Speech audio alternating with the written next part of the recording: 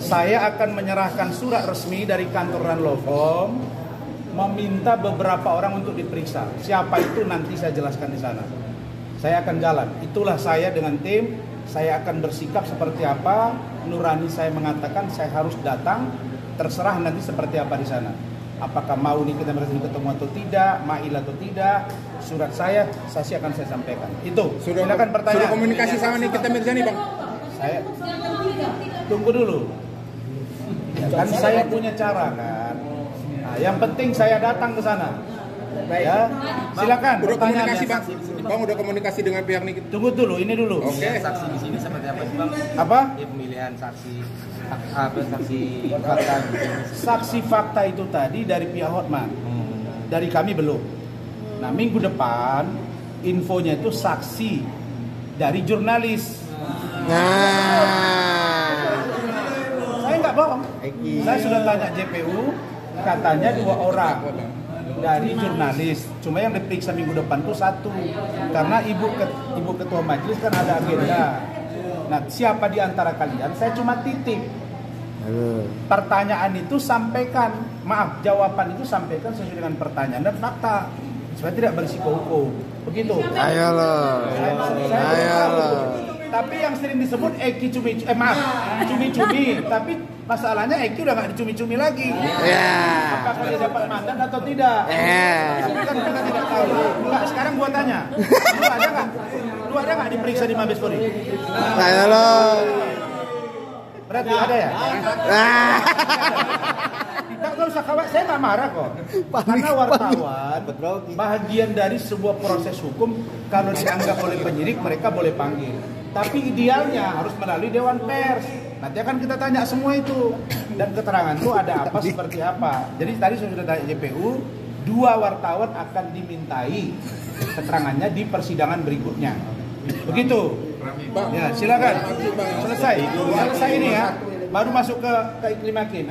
Ke kita. Berarti Abang mencurigai 2 saksi yang tadi itu kesaksian palsu atau gimana, Bang? Kami mencurigai dan meragukan kesaksian dia. Kami nggak bilang palsu atau tidak palsu, nanti biar proses hukum. Tapi dari keterangan dia kontraproduktif dengan fakta yang ada. Itu maksud Rahmat tadi. Kontraproduktif. Jadi dia kewalahan kan? Ketika saya cecar dia, langsung dia agak belagapan, dia mau ngomong nggak perlu dijawab lagi orang kelamaan. Udah lebih dari ahli.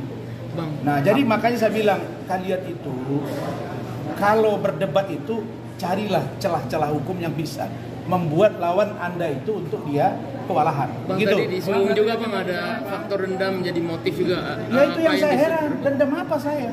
Klien direbut tadi Bang. Nah, pertanyaannya ada tidak ketika preskon itu saya sebut di depan teman-teman 29 April 2022 itu bahwa saya memegang Iklim Hakim menjadi kuasa hukumnya karena saya dendam kepada Hotman? Tidak ada. Malah saya katakan di situ tidak ada hubungannya dengan yang lain. Walaupun pada saat yang bersama ada laporan data intelektual dugaan pornografi di akun Hotman Paris Official. Tidak ada hubungannya dengan urusan Richard Lee.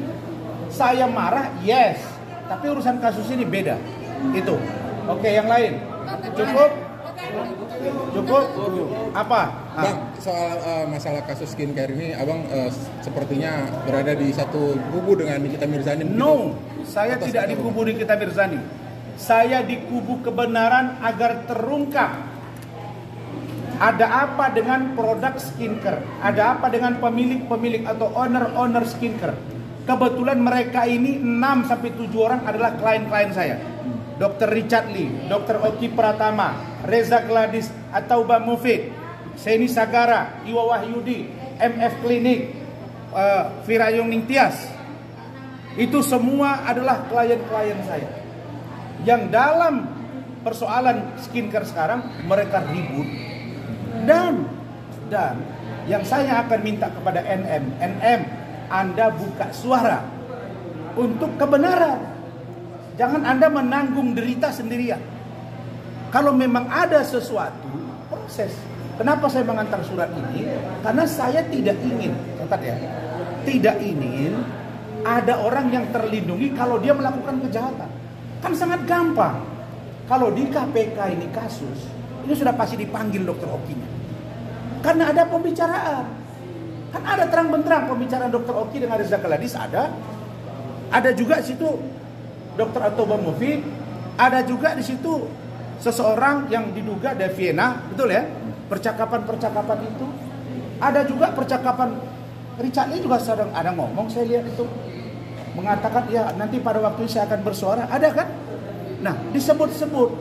Saya melihat begini ya, Adinda Sunan kan adik saya, pengacaranya Oki sekarang. Saya mau katakan begini, memang kita dapat saja mempercayai bahwa Oki tidak menerima duit yang diterima oleh NM.